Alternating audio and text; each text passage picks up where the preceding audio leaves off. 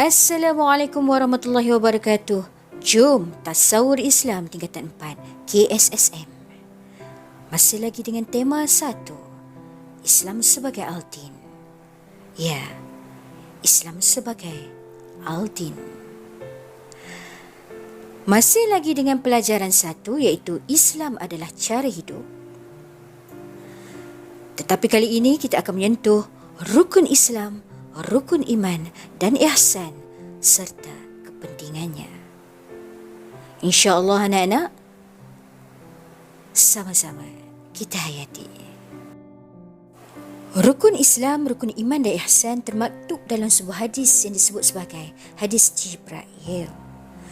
Ya, yang pertama dalam rukun Islam ialah mengucap 2 kalimah syahadah, iaitu penyaksian bahawa tiada Tuhan melainkan Allah Subhanahu Wa Taala dan bersaksi bahawa Nabi Muhammad SAW merupakan utusan Allah Subhanahu Wa Taala.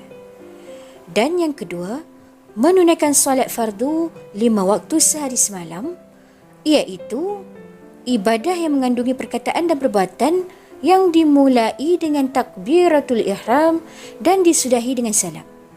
Solat yang diwajibkan ialah subuh, zuhur, asar, maghrib dan juga isyak. Baik, yang ketiga ialah mengeluarkan zakat. Zakat ada 2, iaitu zakat fitrah dan juga zakat harta. Yang keempat pula ialah berpuasa pada bulan Ramadan dalam sebulan dan juga mengerjakan haji bagi mereka yang mampu dalam aspek harta dan juga kesihatan. Ya, itu rukun Islam. Bagaimana pula dengan rukun iman? Rukun iman ada berapa anak-anak? Jangan kata 5 tapi 6. Ya. Baik, beriman kepada yang pertama iaitu Allah Subhanahu Wa Taala. Yang kedua, beriman kepada malaikat. Dan yang ketiga, beriman kepada kitab-kitabnya. Ya anak-anak, rukun iman ada 6. Ini baru 3. Kita akan tengok 3 lagi. Baik, yang keempat, beriman kepada Nabi dan Rasul. Beriman kepada hari akhirat yang kelima. Dan yang keenam, beriman kepada qada dan qadar. Ya. Baik, apakah kepentingan rukun Islam dan juga rukun iman? Mari kita tengok satu persatu. Kepentingan rukun Islam yang pertama ialah asas ketaatan kepada ajaran Islam. Yang kedua, menjamin hubungan baik antara manusia dengan Allah Subhanahu Wa Taala.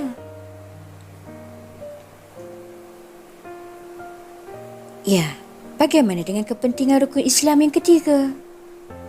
Yang ketiga ialah merupakan kunci kejayaan di dunia dan juga di akhirat. Dan yang keempat, membawa kebahagiaan dalam hidup manusia. Itulah kepentingan rukun Islam. Baik, mari kita pergi kepada kepentingan rukun iman. Yang pertama,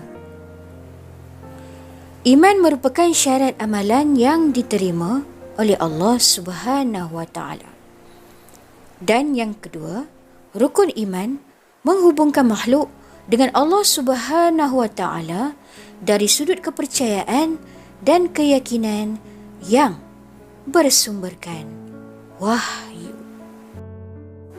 Baik anak-anak, bagaimana kita hendak rujuk nota ya pada buku teks Tasawur Islam tingkatan 4 KSSM ialah pada muka surat 6 yang menceritakan tentang kepentingan rukun iman.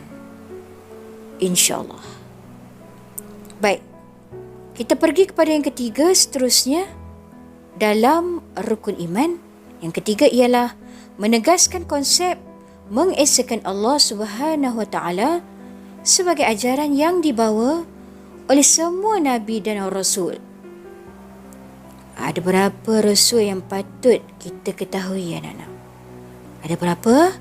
Ada 25 orang. Alhamdulillah.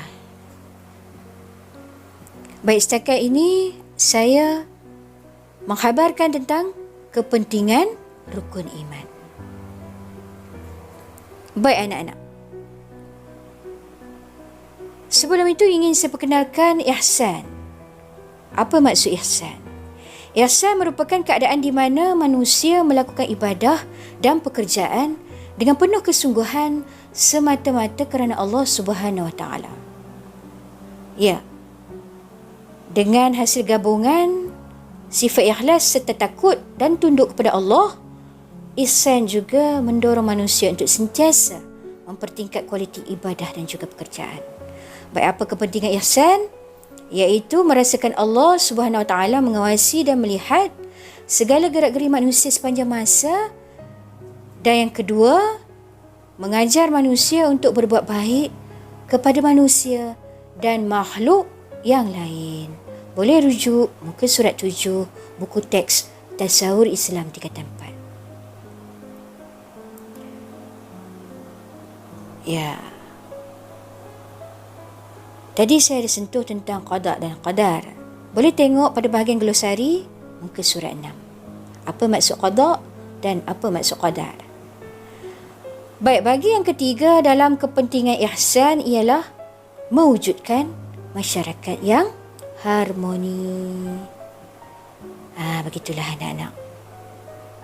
Mewujudkan masyarakat yang harmoni. Baik, pada hari ini rujukan yang cikgu gunakan ialah buku teks Tasawur Islam tingkatan 4 KSSM pada muka surat 5, 6 dan juga 7. InsyaAllah kita sudah pun menyentuh rukun Islam, rukun iman dan ihsan dari sudut kepentingan. InsyaAllah, sekiranya masih lagi tidak mengetahui apa maksud rukun, boleh tengok bahagian glosari muka surat 5, iaitu rukun ialah asas atau prinsip yang mendasari sesuatu. Kalau glosari bahagian qada dan qadar muka surat 6 dan pengertian ihsan pada muka surat 7. Baik anak-anak, jangan lupa untuk latihan pelajaran 1 kita pada hari ini masih lagi menyentuh dengan tema 1, Islam sebagai Al-Din, dan kali ini latihan kita berbunyi Islam adalah cara hidup yang lengkap, bincangkan. Bagi mendapatkan nota kepentingan rukun Islam, rukun iman dan ihsan boleh didapati pada halaman 8 dan jawapan bagi soalan latihan pada hari ini boleh didapati pada muka surat 9. Sekian daripada saya. Assalamualaikum. Terima kasih.